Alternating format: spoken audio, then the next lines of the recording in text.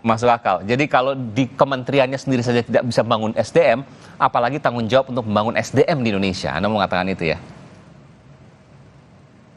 Betul. Iya, oke. Kita dengarkan dulu. Saya akan dengarkan lagi karena memang ini masih yang abu-abu, masih belum jelas apa sih sesungguhnya tim bayangan 400 ini. Mendikbudristek Nadiem Makarim, saudara, memaparkan tim bayangan bentukannya di hadapan Majelis PBB dalam forum transformasi pendidikan. Nadiem mengklaim tim bayangan bisa memvalidasi kebijakan Kemendikbudristek. Right now we have 400 product managers, software engineers, data scientists that have created a shadow organization attached to our ministry.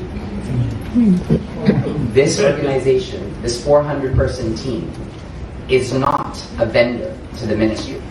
Every product manager and leader is attached as a semi-equal to the Director General, some of which are behind me over here.